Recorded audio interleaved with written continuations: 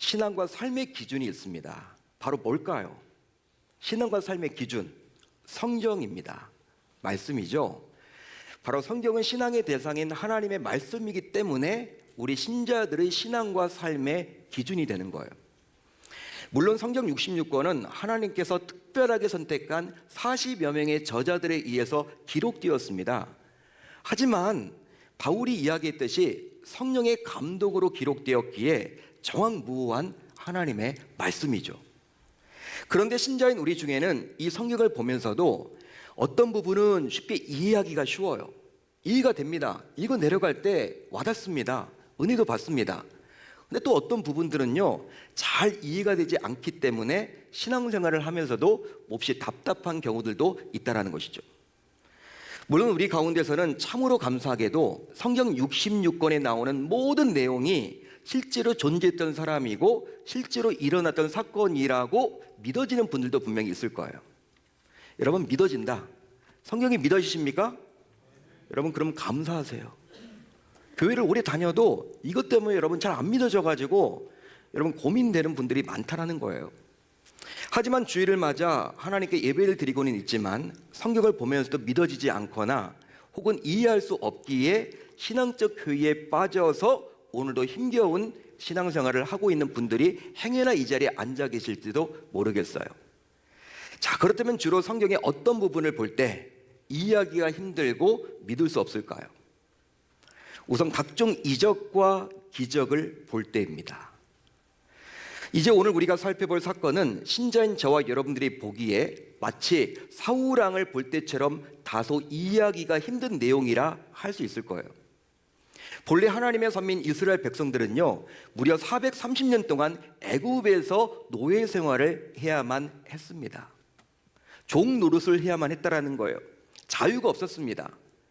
하지만 하나님께서 백성들에게 은혜를 베푸사 하나님께서 세웠던 모세의 인도하에 출애굽을 하게 되었죠.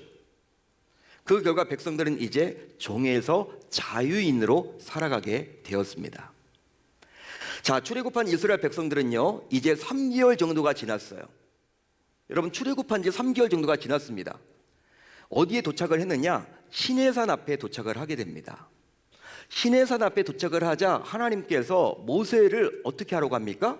산 위로 올라오라는 거예요. 모세만 올라오라고 이야기합니다. 그 시종인 여호수아와 함께. 다른 백성들은 그냥 산 밑에 있고 너만 올라와라. 시종 하나만 데리고 와라. 그렇게 하신 목적은 바로 무엇이냐면 출애굽한 이스라엘 백성들이 앞으로 살아갈 지침인 10계명의 두 돌판을 주기 위함이었죠. 자, 그래서 모세는 하나님의 부르심에 응답해서 산에 올라갔어요. 그리고 시간이 흘러서 40일 정도가 지났는데 정말 이해하기 힘든 충격적인 사건이 일어나게 되었습니다. 바로 어떤 사건이냐? 오늘 말씀 1절을 볼까요? 우리 한번 같이 읽어봅니다. 1절 시작. 백성이 모세가 산에서 내려옴이 더딤을 보고 모여 백성이 아론에게 이르러 말하되 일어나라, 우리를 위하여 우리를 인도할 신을 만들라. 이 모세 곧 우리를 애굽 땅에서 인도하여 낸 사람은 어찌 되었는지 알지 못함이니라. 여러분, 이 구절을 잘 보세요. 정말 이 구절을 보면 당시 이스라엘 백성들이 했던 이야기가 맞는지 의문이 들 정도로 다소 충격적인 이야기 아닙니까? 바로 모세가 산에 올라간 지 40일이 지나도 내려오지 않자 백성들이 모여서 아론을 찾아가서 다음과 같이 이야기를 했죠. 어떤 이야기를 합니까? 우리를 위하여 우리를 인도할 무엇을 만들라? 신을 만들라. 이렇게 요구를 했어요. 원어를 보게 되면요, 우리 개역개정 우리가 보는 한글 성경을 보게 되면 신이라고 나와 있는데 원어를 보게 되면 신들입니다. 신들. 우리를 인도할 신들을 만들라. 한마디로 그동안 이스라엘 백성들이 믿고 섬겨왔던 유일신 하나님을 부정하는 멘트예요. 저와 여러분들이 믿는 하나님은 어떤 하나님이십니까? 유일신 여호와 하나님이십니다. 유일신이죠. 한 분이시죠, 여러분. 결국 백성들의 이런 요구를 듣게 된 아론, 이 아론은 백성들에게 금을 모으라고 요구한 이유, 그 금을 가지고 송아지를 만들어요. 송아지 모양을 만들었습니다. 그래서 일명 금송아지를 만들게 된 거예요. 자, 오늘 말씀 4절을 볼까요? 이렇게 나와 있죠. 같이 읽습니다. 시작. 아론이 그들의 손에서 금 고리를 받아 부어서 조각칼로 새겨 송아지 형상을 만드니 그들이 말하되 이스라엘아 이는 너희를 애굽 땅에서 인도하여 낸 너희의 신이로다 하는지라. 이제 아론은 백성들의 요구대로 금으로 송아지를 만들었어요. 그 송아지를 보더니 백성들이 어떻게 이야기합니까?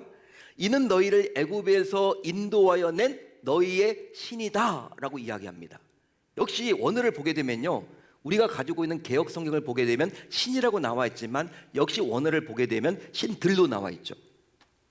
즉 백성들은 하나님의 유일성을 부정하는 말을 스스럼 없이 내뱉고 있어요. 여러분, 이런 백성들의 요구와 그 요구에 대한 아론의 반응을 보게 되면요, 너무나도 충격스럽지 않습니까? 끔찍한 일 아닙니까, 여러분? 잘 이해가 되지 않지 않습니까? 아니, 충격을 넘어서 어찌 감히 그들이 그리할 수 있단 말이냐? 우리는 그렇게 따지고 물어 싶어요. 후대를 살아가는 저희들의 입장에서는 따지고 싶어요, 그들에게. 실제로 이들은 출애굽할 때 자신들에게 역사하시는 하나님을 몸소 체험했던 자들이었습니다. 즉 하나님께서 애굽 사람들의 장자를 치실 때, 장자들을 다 죽일 때 하나님께서 친히 자신들을 구원해 주셨음을 생생하게 목도했어요. 눈으로 봤습니다. 그뿐 아니라 홍해 앞에서 홍해가 쫙 갈라져 가지고 하나님께서 친히 자신들을 바다를 육지 걷듯이 해주셨음을 경험했어요. 홍해가 갈라진 걸 봤단 말이에요, 여러분. 그뿐 아니라 홍해 앞에서 정말 바다가 갈라진 것뿐만 아니라 매일매일 구름 기둥과 불 기둥으로 세밀하게 인도해 주셨던 하나님의 동행까지도 경험했던 자들이었습니다. 심지어 여러분, 출애굽한 이후에 매일 하나님께서 하늘에서 만나와 메추라기를 내려주심으로 자신들의 필요를 채워주신다는 사실을 그들은 경험했어요. 매일마다. 한마디로 출애굽 이전과 출애굽 과정과 출애굽 이후의 백성들은 하나님께서 과연 어떠한 분이신지를 여러 번에 걸쳐서 몸소 체험했습니다. 따라서 비록 모세가 시내산에 올라가서 눈에 보이지는 않지만 여전히 백성들은 하나님의 도우심으로 살아가고 있는데 어떻게 그들이 이런 말도 안 되는 요구를 스스럼 없이 할 수 있냐는 거예요. 이게 말이 되냐는 거예요. 어떻게 그럴 수 있느냐? 여러분, 그들이 이런 어처구니 없는 짓을 하게 된 이면을 보게 되면 무언가 근본적인 이유가 있기 때문일 텐데요. 자, 그렇다면 그 이유는 과연 무엇입니까? 그 이유에 대한 답을 하기 전에 그걸 알려면 출애굽기 24장을 우선해서 보셔야만 합니다. 자, 실제로 출애굽기 24장을 보게 되면 하나님의 부름을 받았던 모세가 시내산에 오르기 전에 하나님께서 자신의 백성들과 언약을 체결하시는 그 장면이 나와요. 한마디로 출애굽기 24장을 보면 하나님께서 자신의 백성인 이스라엘 백성들과 언약식을 체결합니다. 자, 어디에 나와 있느냐? 24장 7절로 8절에 나와 있어요. 제가 읽어드릴게요. 모세가 언약서를 가져다가 백성에게 낭독하여 듣게 하니 그들이 이르되 여호와의 모든 말씀을 우리가 준행하리이다. 모세가 그 피를 가지고 백성에게 뿌리며 이르되 이는 여호와께서 이 모든 말씀에 대하여 너희와 세우신 언약의 피니라. 할렐루야, 할렐루야. 자, 그렇다면 이 언약식의 자리에 과연 누가 있었을까요? 누가 있었을까요? 당연히 모세는 있었겠죠. 모세 말고 또 누가 있었을까요? 모세 혼자 있었을까요? 그렇지 않아요. 24장 8절을 보면요, 아론과 나답과 아비후와 이스라엘 장로 70명이 모세와 함께 있었다라고 나와 있습니다. 따라서 이스라엘 백성들을 대표하는 장로 70명과 아론이 모세와 함께 하나님의 언약을 체결했던 그 현장에 있었다라는 거예요. 그런즉 70명의 장로들, 즉 백성들과 아론은 여호와의 모든 말씀을 준행하겠다며 분명히 자신의 입으로 고백했었습니다. 40일 전에 고백했었다고요. 아론이 그 현장에 있었다니까요. 이제 하나님께서 백성들과 언약을 체결한 이후에 이제 모세는 하나님께서 불렀던 그 시내산으로 올라갑니다. 자신의 시종이었던 여호수아를 데리고 올라가요. 그러면서 이렇게 이야기를 합니다. 장로 70명에게 이렇게 이야기를 해요. 기다리라고. 나를 기다리라고. 내가 언제 돌아올지 모르지만 나를 기다리라고 이야기를 합니다. 그뿐 아니라 행여나 자신이 부주할 때 어떤 문제가 생기게 되면 아론과 훌이 여기 남아 있으니 그들과 상의해서 이 문제를 풀어 나가라고 이야기를 합니다. 아론과 훌을 그만큼 신뢰했던 누구였어요? 모세였죠. 하지만 앞에서도 잠시 언급했지만 오히려 모세가 신뢰했던 이 아론이 주도해서 백성들과 함께 우상을 만들고 숭배하고 심지어 예배하는 충격적인 범죄를 저지르게 되었다는 거예요. 물론 백성들이 우상을 만들게 된 명분이 있습니다. 어떤 명분입니까? 어떤 이유를 가지고 만들려고 했어요? 모세가 언제 오느냐, 모세가 없다라는 거예요. 모세가 눈에 안 보인다라는 거예요. 하지만 그건 여러분 핑계일 뿐이죠. 핑계일 뿐이죠. 자, 그렇다면 무엇이 문제일까요? 뭐가 문제입니까? 바로 아론과 백성들 모두 40일이 지나자, 모세가 시내산에 올라간 지 40일이 지나자 하나님과 맺었던 언약을 잊어버렸습니다. 그 결과 하나님께서 그들에게 명령한 것을 그들은 속히 잊어버리고 말았던 거예요. 실제로 하나님께서는 모세에게 백성들이 그리 충격적인 범죄를 저질렀던 이유가 과연 무엇인지 자신의 답답한 마음을 이렇게 모세에게 토로합니다. 어디에 나와 있느냐? 32장 8절에 나와 있어요. 우리 한번 같이 읽어볼까요? 8절 시작. 그들이 내가 그들에게 명령한 길을 속히 떠나 자기를 위하여 송아지를 부어 만들고 그것을 예배하며 그것에게 제물을 드리며. 자, 이 구절을 잘 보세요. 이 구절이 때면 당시 아론을 포함하여 백성들 모두 하나님으로부터 받은 말씀대로 하겠다는 그 언약을 잊어버렸고 그 결과 어떻게 변했어요? 어떻게 변했습니다? 자기를 위하여, 즉 이기적으로 변해서 결과적으로 부패하고 타락하게 된 거예요.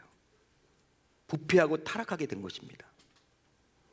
그렇습니다. 그동안 자신을 이끌었던 모세가 보이지 않자, 이 모세가 보이지 않자, 리더십을 가졌던 모세가 보이지 않자 그들은 불안한 현실에 직면했던 거예요. 그 결과 어떻게 해야 할지 너무나도 답답했고 초조했고 불안했고 그 결과 두려움이 임하게 된 거예요. 확 여러분 공동체 내에 두려움이 임하게 된 거예요. 모세가 보이지 않자. 그 이유는 바로 그들 모두가 하나님의 말씀을 기억하지 못했기 때문입니다. 이처럼 아무리 친절하지만, 이처럼 아무리 교회를 다닌다고 하더라도, 직분을 가지고 있다 하더라도, 몇 대째 믿는 사람이라 하더라도 말씀이 없으면요 늘 답답한 거예요. 늘 삶이 불안합니다. 초조합니다. 또 여러분 잘 막 이렇게 힘들어요. 그리고 무엇보다도 두려움이 임합니다. 이게 바로 말씀이 없는 분들의 증세죠. 여러분, 그렇다면 하나님의 말씀을 기억하지 못했을 때 당시 그들에게 과연 무슨 일이 일어났던 것일까요? 백성들이 여러분 말씀이 없었잖아요. 그들에게 어떤 일이 벌어졌습니까? 우선 그들은 인본주의 사상에 물들게 되었습니다. 인본주의 사상에 물들게 되었다라는 거예요. 즉 사람의 힘으로 무엇이든지 할 수 있다라는 것이 바로 무엇이다? 인본주의입니다. 사람이 뭐든지 할 수 있어. 이 세상에서 뭐든지 도전해봐. 도전은 해봤어? 우리 뭐든지 할 수 있거든. 내가 안 해서 그렇지 하면 돼. 여러분, 이거 자체가 인본주의예요. 그런데 그들은 위기 앞에서 모세가 보이지 않고 두려움이 임했고 그 공동체 사이에서 불안감이 막 임한 거예요. 현실적으로. 그런 위기 앞에서 우리를 내세움으로 오직 사람의 힘으로 문제를 해결하려 했습니다. 자, 오늘 말씀 1절을 볼까요? 이렇게 나와 있죠. 백성들의 말이에요. 우리를 위하여, 우리를 인도할 신을 만들라. 우리를 위하여. 이처럼 말씀을 잊어버린 그들은 철저한 인본주의자로 어느덧 변해 있었어요.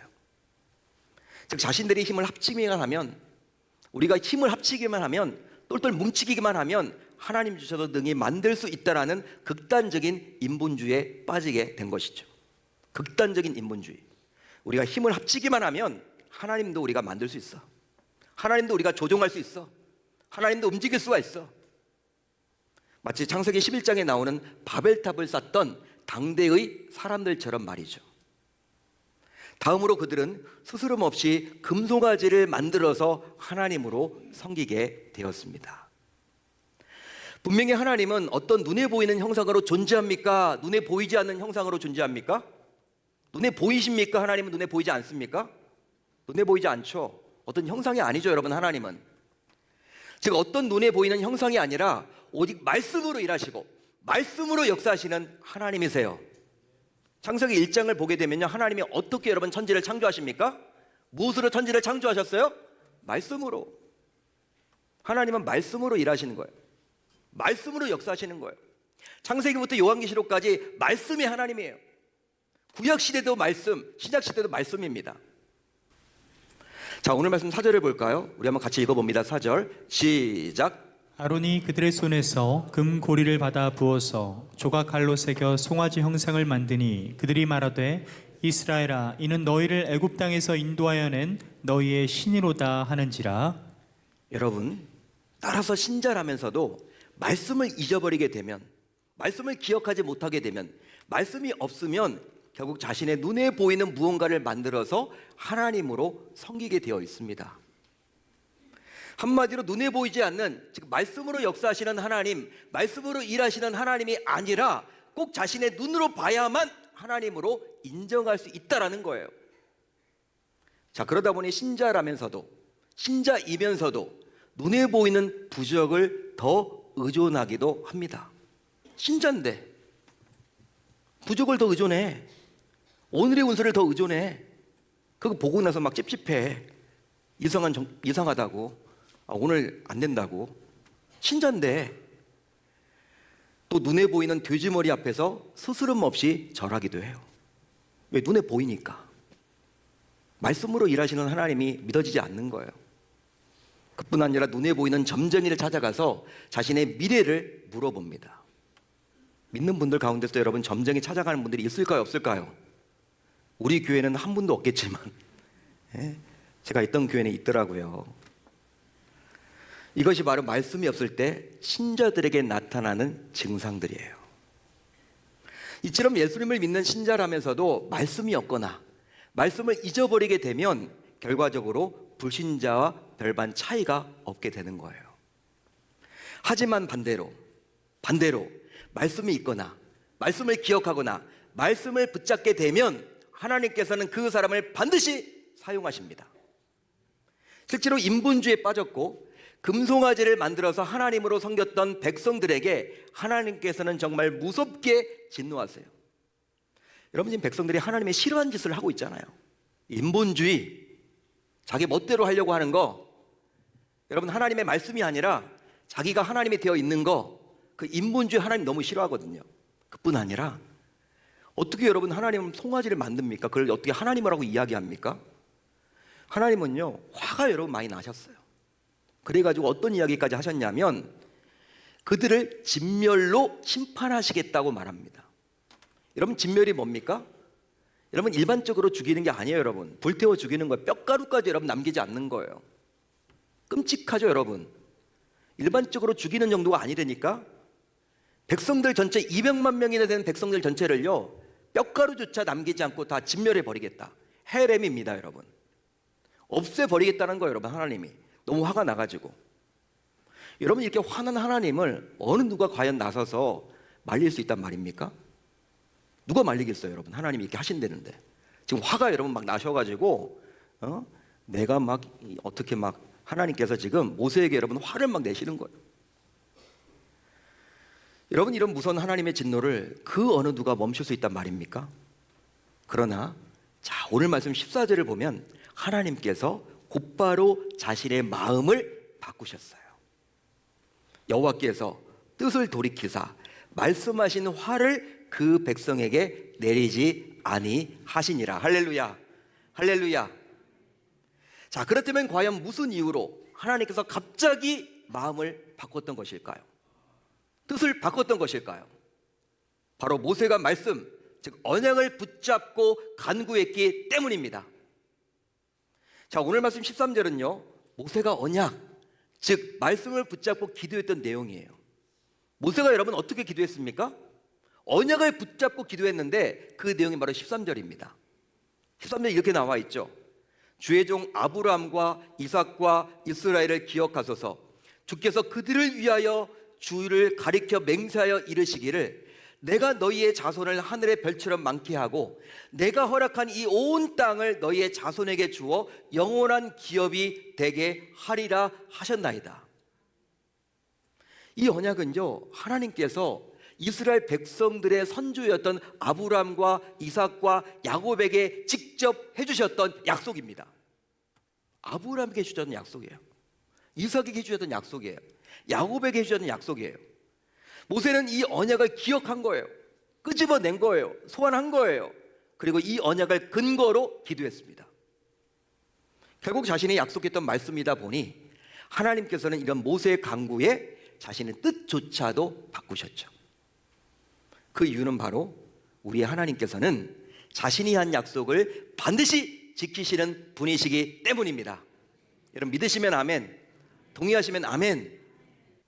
실제 당시 백성들이 금송아지를 만들어서 섬겼던 것은 하나님조차도 자신들이 마음대로 할 수 있다라는 이 인본주의가 이미 들어와 있었기 때문이에요. 말씀을 잊어버리다 보니까, 말씀을 놓쳐다 보니까, 말씀을 기억지 못하다 보니까 이처럼 무서운 것이 바로 인본주의 아닙니까? 그런데 정말 안타깝게도 코로나 팬데믹을 거치면서 하나님의 자녀라면서도 하나님을 경외하지 않고 하나님의 말씀조차도 무시하며 자신의 마음대로 자신의 멋대로 신앙생활을 하려는 자들이 점점 늘어만 가고 있다는 거예요. 바로 오늘 말씀에 나오는 아론처럼 말입니다. 오늘 말씀에 나와 있는 아론은요, 인본주의 사상에 물든 대표적인 인물이에요. 오늘 말씀에서 보여지는 아론은 물론 이런 아론이었지만 후에 하나님께서 그의 자손을 제사장 가문으로 세워주신 것은 전적인 은혜로밖에 설명할 수가 없는 것이죠.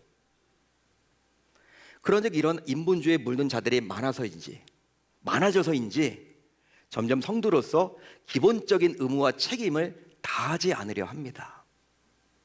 어느 순간부터 한마디로 교회 내에서 직분을 받았는데, 직분까지 받았는데 직분자에 걸맞는 희생과 손해를 보려하지 않아요.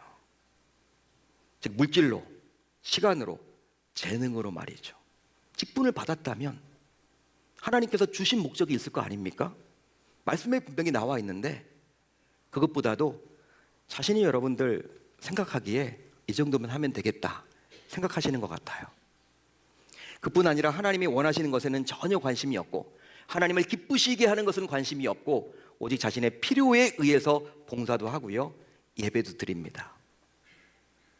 자신의 필요에 의해서, 필요할 때만, 자신이 하고 싶은 것만 골라서 봉사해요.